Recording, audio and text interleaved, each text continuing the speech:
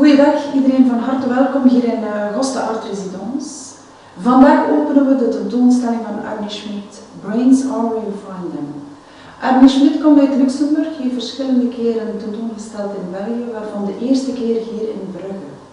We hebben ervoor gekozen om deze tentoonstelling, de toelichting van zijn oeuvre, op te splitsen in twee verschillende delen, waarvan het eerste deel bestaat uit een dialoog tussen kunstenaar en de kunstanalist. En het tweede deel bestaat uit het ophangen van de kunstwerken hier ter plaatse.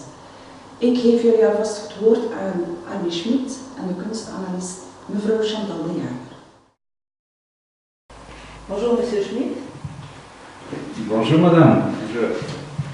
Alors c'est la première fois que vous exposez à Bruges maintenant, mais vous avez déjà un grand parcours artistique et qui va dans plusieurs pays, qui se passe en Chine, qui se passe au Luxembourg, qui se passe en Allemagne et aussi en Belgique, dans d'autres régions. Et quelle est votre impression de voir vos tableaux ici dans la galerie maintenant? Ça c'est toujours quelque chose quand on entre dans une galerie, la première fois, difficile de s'imaginer les tableaux installés une fois. Et maintenant, quand je suis venu, quand on a installé, quand tout est fini, je trouve que les tableaux fonctionnent très bien avec l'architecture, disons, du bâtiment. Ça fonctionne très bien. Là, je suis très content avec l'installation. Tout ça, c'est impeccable. Donc, pour moi, c'est tip-top. Okay. Et depuis quand vous intéressez-vous à la peinture? Bon, peinture, disons, c'était plutôt le dessin. Tout a commencé avec le dessin. Là, quand j'étais jeune, je dessinais un peu tout ce qui me tombait dans les mains. Ma mère m'achetait de temps en temps un Mickey ou un Bassi, ça s'appelait Bassi, les Belges ils vont connaître sûrement ce que c'est, un Bassi. Et là, je dessinais des cases entières, je continuais, je les lisais, jusqu'à c'était déchiré, et je dessinais un peu tout. Et ça, c'était quand j'étais encore gosse, quand j'étais à l'école primaire. Et là, quand j'étais en vacances chez ma tante, je dessinais aussi tout ce que les papiers peints, par exemple, ou les catalogues. Elle avait toujours un catalogue avec des roses, des choses comme ça. Alors, je copiais un peu tout ça. Mais c'est un peu pour ça que c'est, à la fois vous êtes autodidacte, mais c'est difficile de comprendre votre conception d'être autodidacte, parce qu'en fait, un autodidacte, c'est quelqu'un qui apprend par lui-même, mais généralement, il apprend plus au niveau de la technique uniquement. Et chez vous, il y a vraiment une grande passion d'apprendre l'histoire de l'art, d'apprendre tous les mouvements aussi. Et d'ailleurs, c'est ce qu'on retrouve dans votre peinture, ce qu'on va expliquer par la suite. Mais donc, probablement, vous n'avez pas fait une académie, peut-être par les circonstances de la vie, puisque jamais vous n'avez oublié le dessin, vous avez toujours eu cette passion en vous. Oui, ça c'est vrai. Bon, autodidacte, je pense que je le suis, effectivement, oui, parce que j'ai appris pas seulement la technique c'est une chose, ça, mais tous les composants qui amènent à un tableau sont importants. C'est pas seulement, il faut aussi un savoir, pas seulement un savoir technique, mais également un savoir qu'est-ce qui se passe, ou qu'est-ce qui s'est passé, quels étaient les peintres, ou pour moi les peintres, je parle des peintres, qui ont influencé l'histoire de l'art. Et pas seulement ce qui s'est passé dans le temps, autrefois, mais également ce qui se passe maintenant. Il ne faut pas perdre de vue, il y a des choses qui bougent un peu à gauche et à droite, donc j'essaie de m'informer. C'est par rapport à ça, c'est par rapport à la technique que je suis effectivement autodidacte, je suis aussi pour m'informer. Et en même temps, je regarde un peu tout ce qui se passe autour de moi. Donc, tout ce qui se passe, il y a des choses qui me révoltent, il y a des choses où je dois rigoler de ça, il y a des choses un peu où il y a une réaction de moi. Et j'essaye de mettre ça un peu tout dans ma peinture. Donc, je dirais, oui, autodidacte, oui, mais c'est un côté émotionnel aussi qui s'incruste ou s'intègre dans ma peinture. Donc, j'essaie de mettre un peu tout. Et alors là, je reviens à la technique, parce que pour mettre plusieurs choses ensemble, j'ai choisi de faire en sorte que ce soit plus collage. Ça me permet de mettre peut-être plusieurs interprétations dans un tableau, pas seulement maintenant, bon, je fais ça et ça veut dire ça, ou ça, ça va donner ça. Donc, il y a des choses qui sont on peut les lire un peu dans ce sens-là, dans ce sens l'autre, et c'est pas seulement le sens que moi je donne, ou l'interprétation que moi je donne, qui peut être celle qui est correcte. Il n'y a pas d'interprétation de toute façon correcte ou non correcte. Il y a des interprétations où il n'y a aucune. Ceux qui veulent regarder les tableaux en disant, voilà, ça me plaît, émotionnellement ou intellectuellement, tout est bien. Donc, mais bon, on est passé maintenant d'autodidacte à... Et quand je vous dis que vous avez une peinture engagée, quelle est votre réaction? Oui, c'est ce que j'ai dit tout à l'heure par rapport au monde qui nous entoure. Il y a des choses qui me révoltent. On n'a qu'à lire le journal ou regarder un peu la télé, tout ce qui se passe autour de nous. Mais pas seulement ce qui se passe en Syrie ou à Jérusalem, mais également ce qui se passe juste autour de nous. Parce que là, à chaque jour, on rencontre des gens.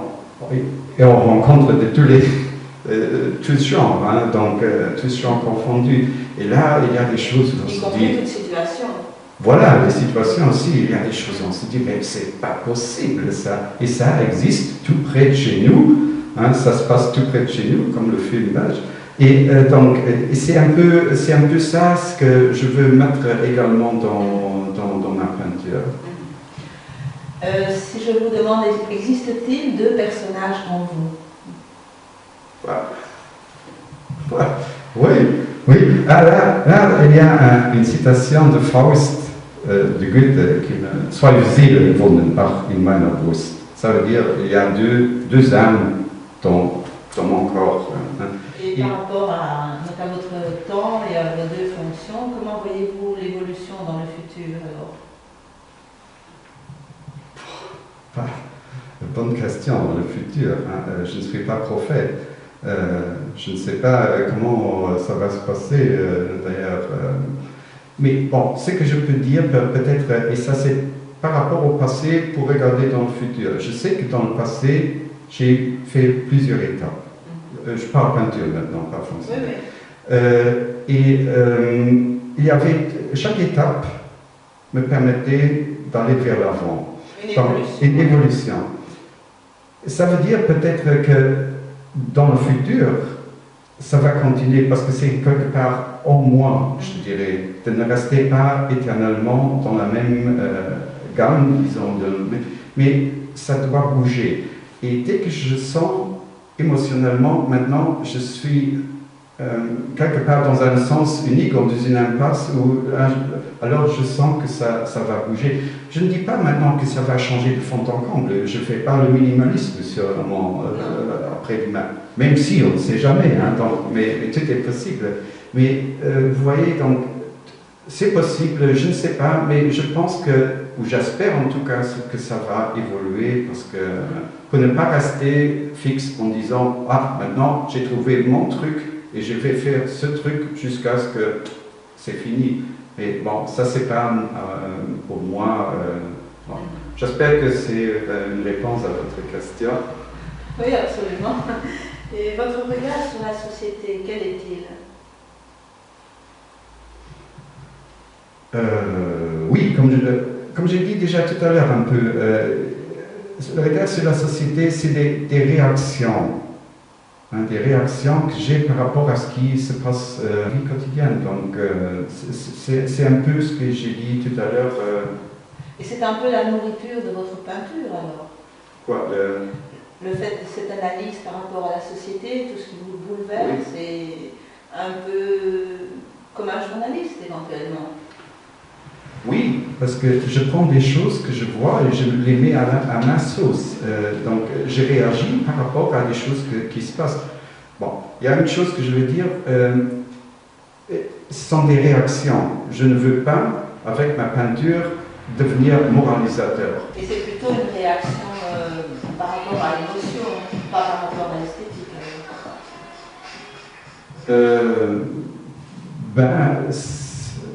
Oui. Oui. Par le niveau de l'image, les images que vous collectionnez comme ça. Oui, c'est les deux. Hein. C'est les deux. Il y a des choses qui, a priori, on dirait que sont des photos qui ne sont pas belles, mais qui m'attirent émotionnellement. Même si, côté beauté, esthétisme, on ne peut pas dire que c'est esthétique, mais même dans une laideur, il y a quelque chose d'esthétique aussi. Donc, on peut. Donc, c'est pour ça que je n'exclus pas l'un ou l'autre. Donc, dès qu'il y a une corde qui est touchée quelque part, qui vibre, je le prends. Si je fais quelque chose par après avec ça, je ne sais pas, hein, mais à certains moments, je fais des archives et le moment venu, je sais où c'est par rapport à une situation où je regarde les photos, les images que j'ai collectionnées et par rapport à quelque chose qui s'y passait peut-être le jour avant ou une semaine avant ou le jour même. Et je dis, ça, avec ça, oui, ça c'est pour moi maintenant, ça c'est ce qu'il y a que je veux faire maintenant. Alors actuellement, dans notre société, vous en conviendrez, nous sommes dans un monde d'images, où il y a une profusion d'images, que ce soit par la télévision, par les journaux, par les affiches, la publicité. Oui. Quelle place voyez-vous pour la peinture dans cette profusion d'images dans laquelle nous sommes confrontés chaque jour? Pour moi, la peinture, ça. Ok, ça a une place essentielle, ça occupe une place essentielle, mais bon, c'est difficile à dire. Pour moi, par rapport à la peinture, je dirais, il y a toujours des gens qui ont dit depuis des années déjà, la peinture est morte. Hein, la peinture n'existe pas. On est dans le conceptuel, on est dans la photographie, on est là, on est là.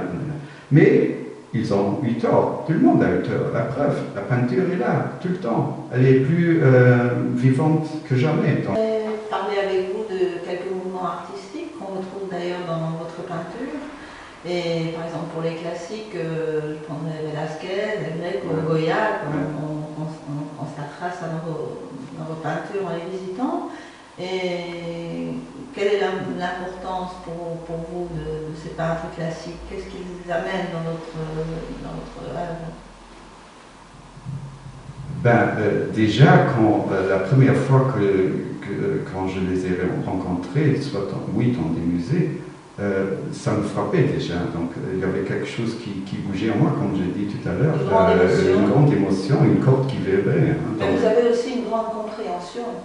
J'essaye, oui, j'essaye d'être ouvert à tout, hein, mais il y a des choses qui vont plus directement dans ma conscience que d'autres. Et par rapport à ces trois-là, effectivement, la première fois quand j'étais devant un Greco, c'était une pièce d'un rétable comme ça, je me suis dit, waouh! Et avant, j'étais pas encore souvent dans des musées, mais j'ai vu ça à Paris, j'étais au Grand Palais, là il y avait une exposition de Greco à Picasso. J'ai vu le Greco et j'ai dit, waouh, ça c'est quelque chose, il est fort celui-là, il est déjà dans l'expressionnisme avec les corps tordus, là, les visages qui implorent, tout ça m'a marqué, hein, et sans me dire à ce moment-là, ça je vais mettre une fois dans ma peinture. Non, ça sont des choses naturellement. Oui. Ce sont des tiroirs où j'avais mis tout ça et à un certain moment, quand le besoin y était, je les ai ressortis. Pour maintenant, oui, effectivement, je les utilise à ma façon, en faisant une copie, mais pas seulement en faisant une copie, mais en les intégrant dans ma pensée.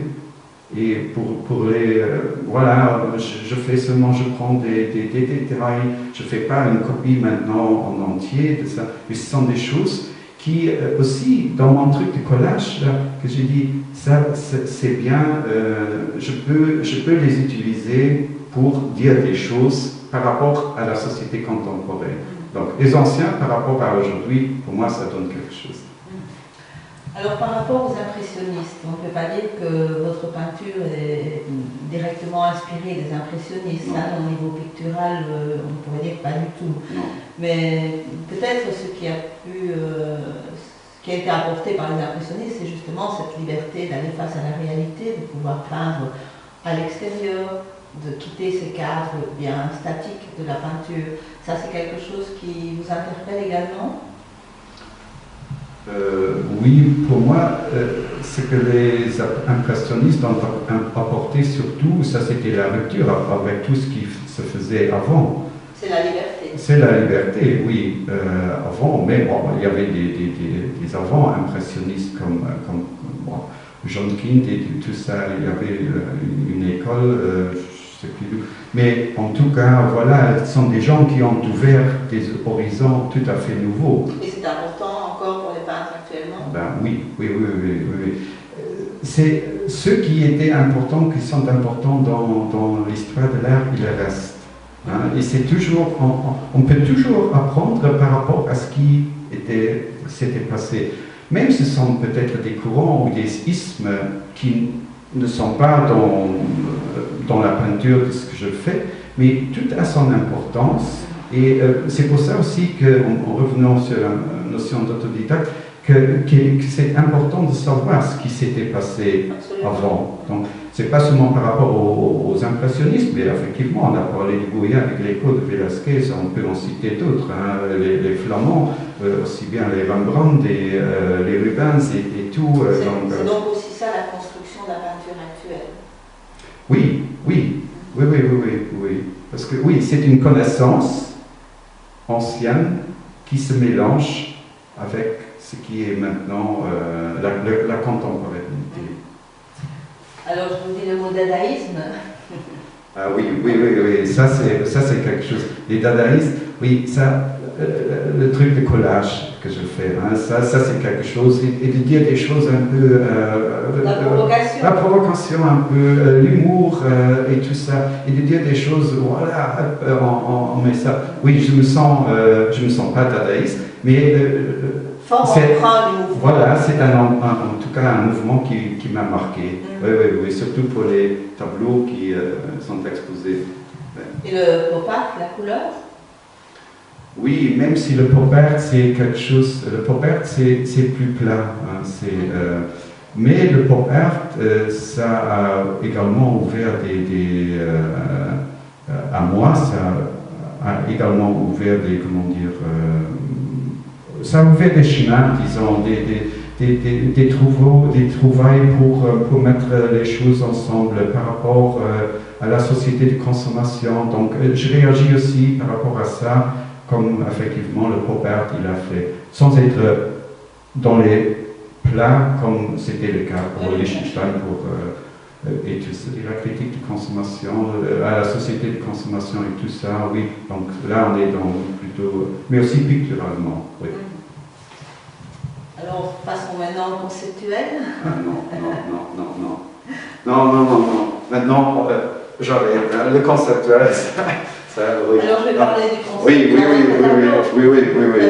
Allez, je m'en... Donc, qui n'est pas une œuvre conceptuelle en elle-même, mais qui maintient quand même les revendications. Parce qu'il n'est pas un artiste conceptuel, il aime la peinture, il aime l'action de faire. Mais il passe des pensées qui sont assez importantes et des prises de conscience surtout. Donc si on prend le tableau Fukushima, alors là on voit un personnage qui a une stature qui se rapproche des classiques, la construction du personnage, son positionnement. À la fois on verrait peut-être la fleur qui est artificielle, qui emprunte un peu les couleurs qui pourraient être proches du pop art. Et aussi, on voit aussi le message qui est passé, donc c'est ce personnage qui signifie je ne suis pas responsable. Or, Fukushima, on sait ce qui s'est passé, donc il y a une responsabilité qui se retrouve masquée, d'ailleurs derrière un loup, un masque sur le visage de la personne, et qui ne veut absolument pas prendre ses responsabilités. Donc, dans ce sens-là, le concept dans le tableau est passé assez fort, qui en plus représente une carte postale pour dire tout va bien.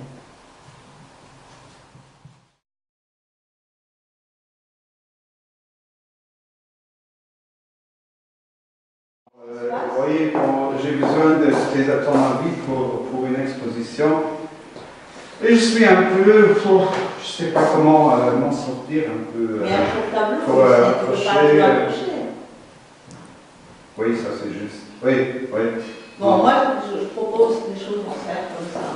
On va maintenant prendre les tableaux un par un, parce qu'on doit les sélectionner, et il faut absolument qu'on en parle un peu, qu'on sache un petit peu, pour les mettre en relation ensemble aussi, parce que tu ne peux pas mettre tout, ça c'est pas possible. Oui, oui, je comprends. Oui.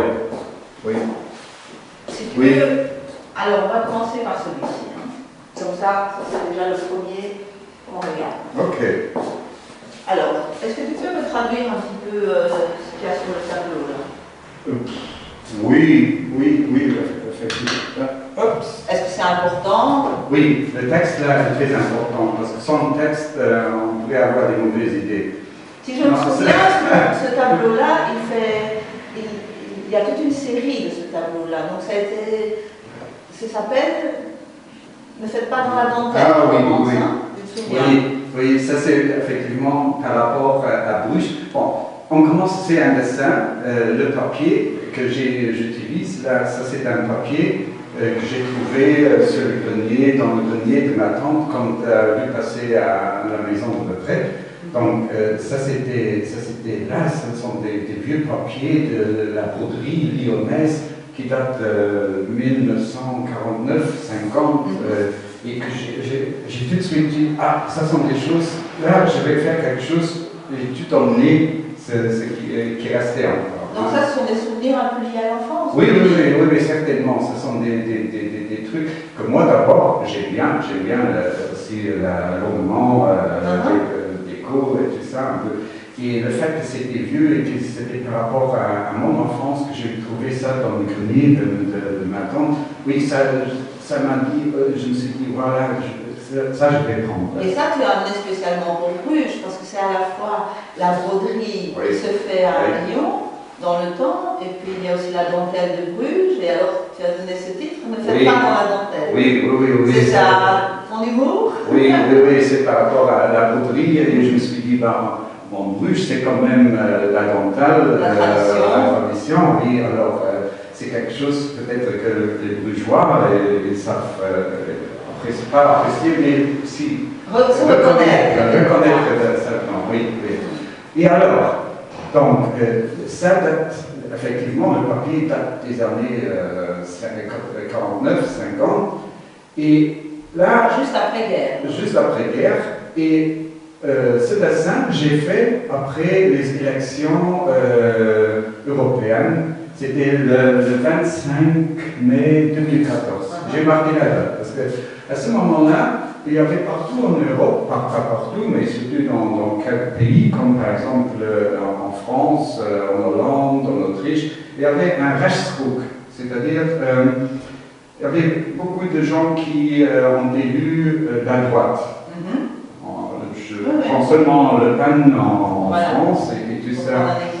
Et voilà, je me suis dit, voilà, et j'avais encore ce bonhomme-là que j'avais collectionné dans mon archive, et je dis, voilà, on est proche là, ça c'est donc un soldat, Deuxième Guerre mondiale, ça se voit tout de suite. Et j'ai mis, alors, je voulais le faire, alors, qu'est-ce que, pour ne pas mettre en évidence, on peut dire, voilà, il y a quand même un danger, sans devenir moralisateur. Alors, là, j'ai dit, Hauptschwanger, ça veut dire, ça c'est allemand, et ça veut dire être enceinte à moitié. Ce qui est impossible. Ce qui est impossible, bien sûr. Ou bien on est enceinte, ou on est là. Donc, et économes parlent fois des concepts, ça veut dire des économes, ils mettent en garde dans ce concept-là. Bon, ça c'est un peu. Mais l'idée derrière, c'était de dire, voilà, nous sommes à un tournant, ou bien on sera à droite, ou bien pas du tout, on ne peut pas être un peu. Voilà, il y a un danger qui est là, et c'est un peu pour ouvrir les yeux, pour dire, voilà, il y a quelque chose qui se trame là, il faut faire quand même attention à ne pas tomber, parce que c'est une image là, d'un soldat héroïque comme ça.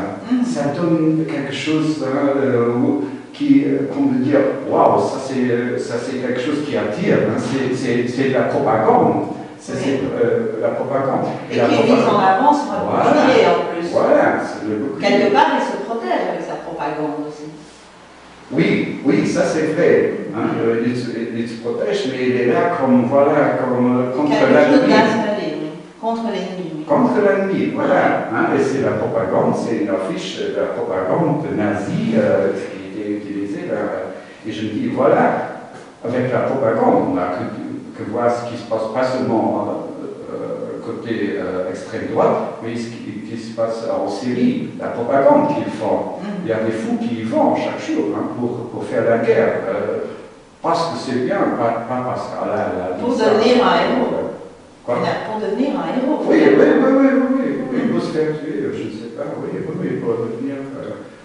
Oui, et pour avoir 13 vierges au ciel. Voilà. Très bien. Mais je pense que ce tableau-là, peut-être tu le mets de côté pour l'instant, comme ça, on éclaircit bien la situation. Peut-être qu'il ne fera pas partie de cet accrochage-ci, peut-être dans une autre partie de l'accrochage. Enfin, on verra ça par la suite. Hein. Alors, si on prenait maintenant le tableau suivant, celui-là, par exemple. Oui, la fille. Voilà. Voilà, oui. Donc alors ici, si moi j'observe, je vois une jeune fille qui est en train de jouer sur un ordinateur. Oui. Un jeu, je ne sais pas, qui est destructif ou non? Comment tu l'as imaginé? Oui, je ne sais pas ce qu'elle est en train de faire là, mais elle est en petite tenue, donc on peut imaginer beaucoup de choses. Hein. Et le titre que j'ai donné à ce tableau-là, c'est Prozac, A Babe Playing in the Woods. Bon, Prozac, ça c'est connu, ça c'est un médicament antidépresseur. Et voilà, bon, c'est par rapport à peut-être qu'elle est droguée ou quelque chose comme ça. Je voulais dire, peut-être qu'elle est sous influence quelque part. Elle est en train, effectivement, là, devant son écran, de jouer. Et j'ai mis Playing in the Woods. Ça veut dire jouer dans la forêt. Mais de toute façon, elle n'est pas dans la forêt. Peut-être qu'elle est dans quelque part, elle est dans mais peut-être que si elle jouait dans la forêt, elle n'aurait peut-être pas besoin du Prozac. Parce qu'elle sera dépressive. Oui. On peut interpréter ça comme ça aussi. Oui, effectivement, il y a différentes interprétations toujours. Comme souvent dans les tableaux d'ailleurs. Voilà, oui, ça c'est juste. Et donc voilà, et ça c'est aussi par rapport à ce qu'on voit sur Internet tous les jours, la caméra, la webcam. Qui peut amener une certaine dépression et un certain enfermement. Oui, ça aussi, et qui par rapport à certains sites, je dis pornographiques et tout ça, ça se fait donc. Parce que la tenue et le fait de l'avoir présenté comme ça laisse aussi, envisager ça. Hein. Ah oui, très bien. Peut-être demander de prendre celui-là et de l'isoler sur le côté. Donc, comme ça, tu vas déjà voir un peu plus clair dans la situation. On va analyser encore quelques tableaux afin de pouvoir définir ce que tu vas accrocher. Oui.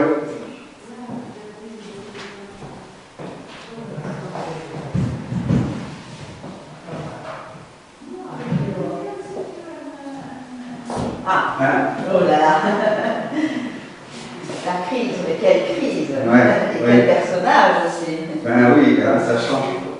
Oui, ce personnage change par rapport à la fille précédente, effectivement. Absolument.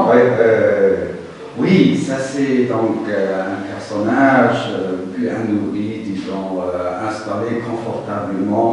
Il y a un arrière-fond, là, un peu glitter, oui, bourgeois, glitter comme ça, dans une certaine aisance, je dis. Elle dit, bon, crisis, elle dit, la crise, qu'est-ce que j'ai à foutre avec la crise hein, c'est un peu une réalité, finalement. Oui, pour certains, en tout cas, pour ceux que la crise ne touche pas, donc effectivement. Et c'est en quelque sorte aussi une réaction par rapport à la crise. Et le titre là, ou le tatouage, la Crisis What Crisis, ça, c'est le titre d'une pays de Subatram, le Congo. Et à un certain moment, ce groupe-là, il s'était retiré quelque part à la campagne pour enregistrer un disque. Hein, ils étaient là pendant des semaines, ou quelques mois même, je ne sais pas. Et ils n'avaient pas de télévision, pas de journaux, rien. Donc, ils étaient isolés un peu du monde. Voilà. Et à un certain moment, après, quand tout a été fini, mis en boîte, enregistrés, ils revenaient en ville, ils allaient dans un hôtel pour se faire le check-in, et là le portier les a reconnus, il a dit, il a discuté un peu avec eux, il a dit, et la crise, qu'est-ce que vous pensez de la crise? Parce qu'entre-temps il y avait une crise, et alors un des gars a dit, crisis what crisis. Alors, ça sont des choses comme ça, et c'est un peu ce que... Ce sont des choses de base. Oui, et qui sont quelque part dans un tiroir, là, et le moment et qui sont toujours actuels. Qui sont toujours actuels, et le tiroir s'ouvre, alors, et ça se met en place. Très bien. Je pense que ce tableau-là, on va le garder ici. Ah, okay. Maintenant, peut-être tu peux prendre le suivant et le mettre devant. Oui. Et un peu nous raconter ce qui se passe dans celui-là. Est-ce qu'il s'agit d'un drame, d'un élément de feu, il y a ce personnage en médaillon comme ça qui regarde dans cette direction aussi. Et voilà, dis-nous un peu plus. Oui, bon, là, il y a effectivement il y a une maison en feu. Oui, bien sûr, c'est aussi par rapport au monde, il y a du feu, ça brûle un peu partout. Voilà, oui. Et le personnage qui est en médaillon, c'est un personnage ancien, oui, noblesse française. D'ailleurs, je voulais mettre le marquis de Sade, mais ça ne me convenait pas pour le mettre là, et j'ai trouvé ce médaillon d'un bourgeois, je ne sais pas exactement qui c'est, mais je pense que c'est quelqu'un qui a aussi écrit des romans presque érotiques comme ça, mais je ne suis pas sûr. Hein, donc, mais là, ce n'était pas important qui c'était le personnage, mais c'était le côté pictural que je voulais avoir. Hein. Et donc, avec ça, c'est beaucoup de choses dans l'ensemble du tableau, quand on voit aussi comment tu as traité la surface picturale au niveau de la maison en feu, c'est très peint. Il y a beaucoup de mouvement aussi dans ta peinture. Oui, le mouvement est essentiel toujours. Hein. C'est pour ça que tout à l'heure on a parlé de Popper, pour moi c'est plus statique. Moi j'ai besoin de mouvement, parce que tout bouge, moi, et à l'intérieur de moi ça bouge aussi. Donc c'est pour ça. Et wer ist der Schönste im ganzen Land? Ça c'est les frères Grimm, qui est la Blanche-Neige, c'est une phrase tirée de Blanche-Neige, qui est le plus beau. C'était la plus belle, mais maintenant, qui est le plus beau dans tout le pays. C'est un peu, et on peut mettre ça ensemble, on peut regarder ça par rapport à ça par rapport à ça. Donc tout est permis, il y a des interprétations, mais j'ai un peu expliqué maintenant ce que sont les différents éléments qui composent ce tableau. Et dans ta peinture, il y a toujours un premier regard, mais il y a aussi un deuxième regard. Donc on peut aller plus profondément et peut-être avoir son interprétation personnelle aussi. Oui. Toi, tu suggères à la personne de comprendre aussi et de comprendre aussi ce qu'elle veut comprendre. Oui. Tu es d'accord avec ça? Oui, absolument. Oui. C'est ce que j'ai dit. Effectivement, il n'y a pas que l'interprétation, je ne veux pas souvent donner d'interprétation, parce que c'est important aussi que ceux qui regardent, le spectateur qui regarde, il se fait une idée. Hein, donc, par rapport à son propre vécu, voilà, sa propre analyse, la société aussi, parce que tout le monde a un avis différent. Voilà, et ça, c'est ce qui est bien. Parce que j'aime bien quand il y a des gens qui viennent chez moi à l'atelier ou dans une exposition et disent « Ah, pour moi, ça c'est ça et ça et ça ». Je dis « Oui, très bien, je suis contente d'avoir aussi un autre son de cloche, pas seulement mon truc à moi, parce que ça me m'ouvre aussi des horizons. » Sur le thème de la femme. Nous avons les 4 femmes qui sont là installées. Et j'ai découvert que le monde est infesté de zombies. Dans l'autre, c'est quand j'étais mariée, je passais mes journées chez le coiffeur, ainsi de suite. Donc, en fait, ce sont des états d'âme de la femme, sa pensée.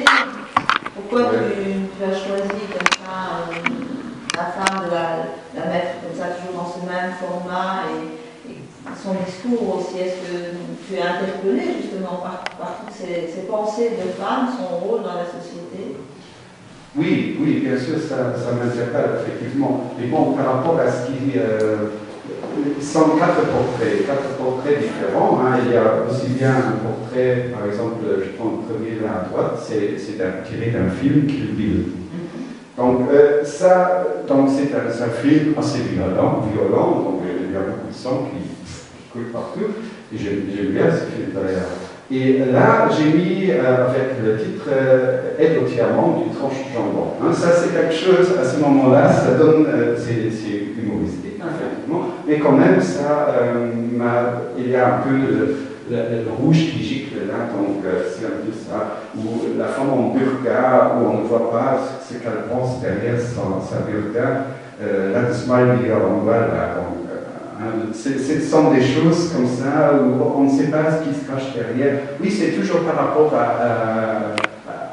c'est le portrait ou l'image d'une femme qui est tirée du contexte initial, remis dans un autre contexte avec un petit texte comme ça, et on peut leur faire dire des choses qui, à première vue, oui, qu'est-ce que ça va faire, donc, mais on peut s'imaginer plein de choses. Oui, d'accord.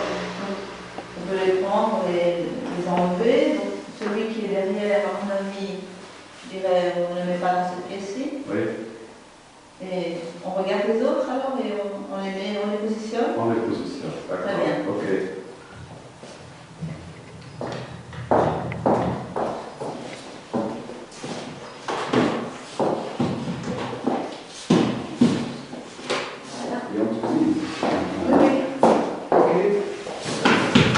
Terminé comme ça? Non? Non.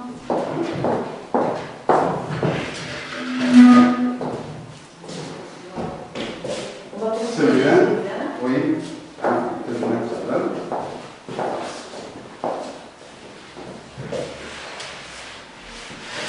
Voilà.